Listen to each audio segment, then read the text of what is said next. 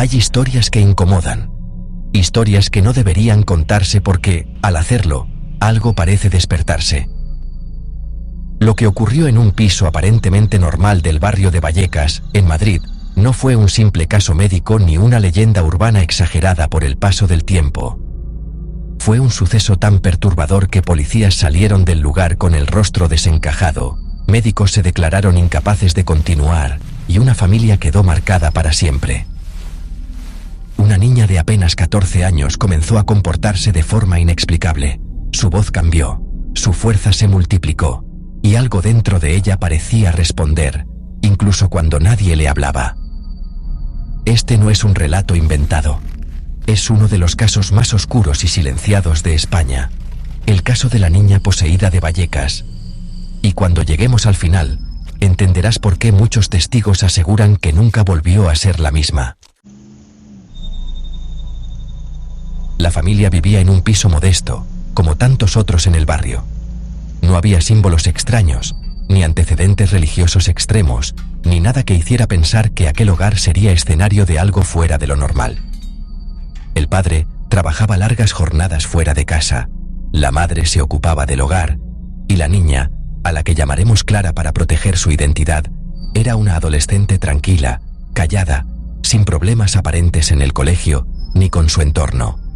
Todo comenzó de forma sutil. Clara empezó a despertarse por las noches empapada en sudor, afirmando haber tenido pesadillas demasiado reales. Decía sentir que alguien la observaba desde la esquina de su habitación, incluso cuando la luz estaba encendida y no había nadie más allí. Al principio, su madre pensó que se trataba de estrés, de miedos propios de la adolescencia, pero algo en la mirada de su hija empezó a inquietarla profundamente. Las pesadillas se transformaron en episodios nocturnos cada vez más extraños. Clara gritaba mientras dormía, se incorporaba de golpe en la cama con los ojos abiertos, pero no reaccionaba a estímulos. Una noche, su madre intentó despertarla sujetándola por los hombros. La niña abrió los ojos lentamente y sonrió. No fue una sonrisa normal. Era una mueca rígida, forzada, como si alguien que no entendía del todo el gesto humano intentara imitarlo.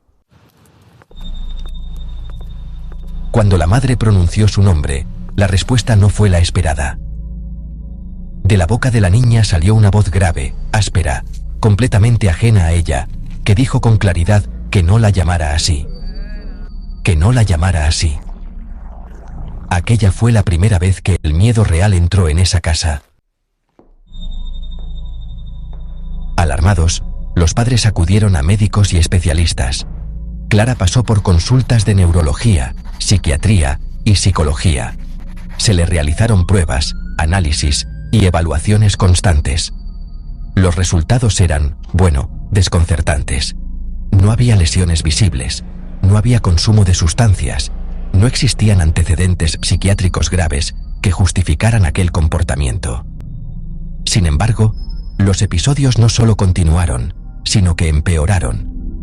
Clara comenzó a sufrir convulsiones violentas, durante las cuales su fuerza parecía multiplicarse hasta el punto de necesitar a varias personas para sujetarla.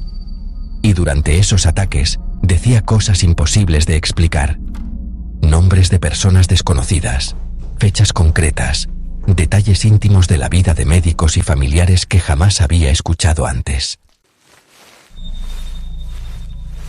Un médico llegó a decir en voz baja que aquel caso no le gustaba en absoluto. Otro se negó directamente a seguir atendiéndola. La ciencia empezaba a quedarse sin respuestas. Con el paso de los días, no solo la niña parecía cambiar. La casa también lo hacía. Objetos que aparecían en lugares distintos a donde habían sido dejados, puertas que se abrían solas en mitad de la noche, golpes secos que resonaban en las paredes sin origen aparente. La madre encontró una mañana símbolos dibujados en el espejo del baño, trazados con un dedo sobre el vaho. No recordaba haberlos hecho. Clara negó saber nada al respecto. Cuando le preguntaron de nuevo, la niña respondió con una tranquilidad inquietante que no había sido ella. Después añadió, sin emoción alguna, que él estaba enfadado.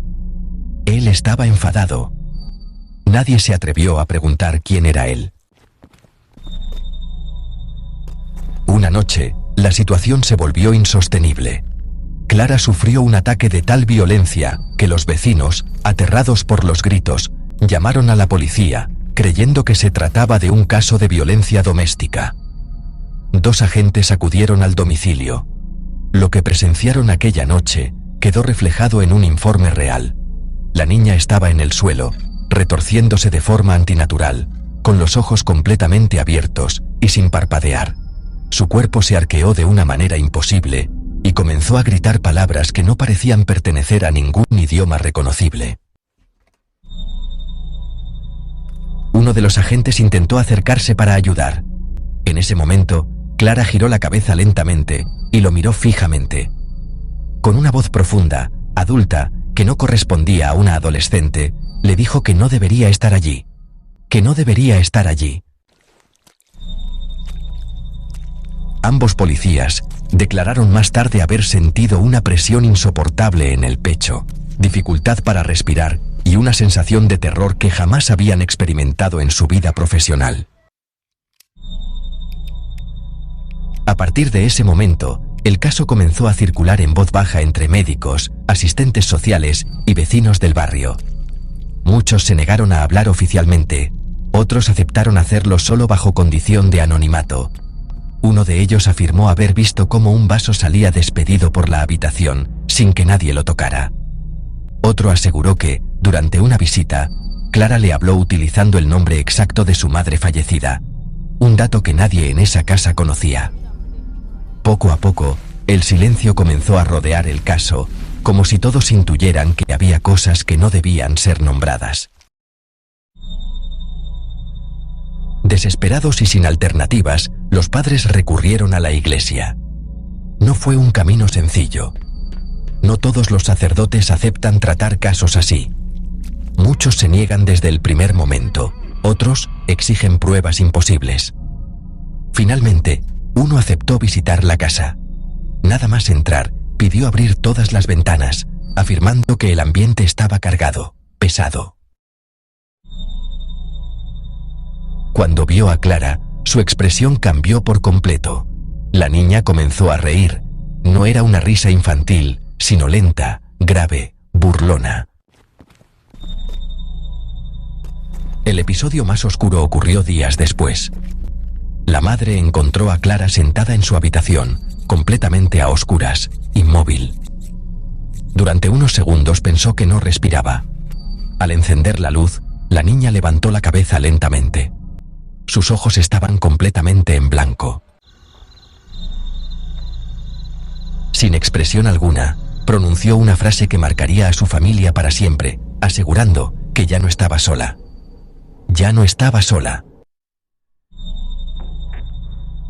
Aquella noche, la madre juró haber visto una sombra alta demasiado alta para ser humana al fondo del pasillo. Al día siguiente, abandonó la casa y nunca volvió a dormir allí.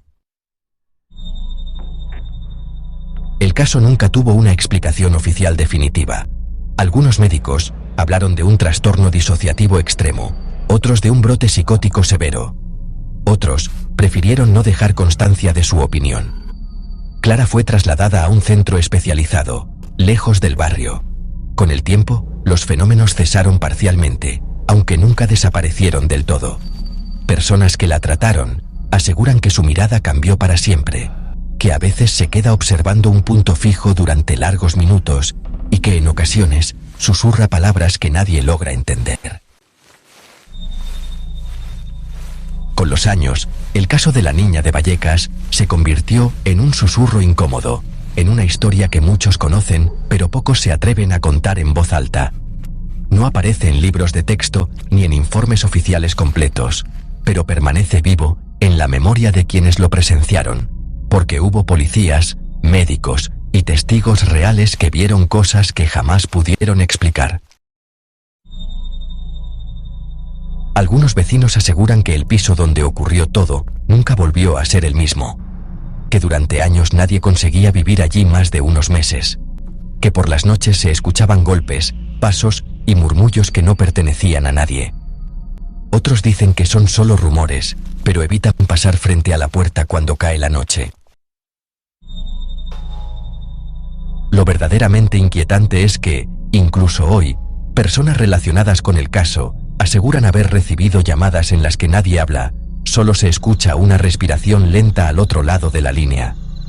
Cuando cuelgan, sienten la misma presión en el pecho que describieron los agentes aquella primera noche. Y quizá lo más perturbador de todo es pensar que, si aquello no fue una posesión, entonces significa que hay algo en la mente humana que todavía no comprendemos. Algo capaz de romper la realidad desde dentro. Porque si el caso de la niña poseída de Vallecas ocurrió de verdad, entonces tal vez no estamos tan solos como creemos, y algunas puertas, una vez abiertas, nunca vuelven a cerrar.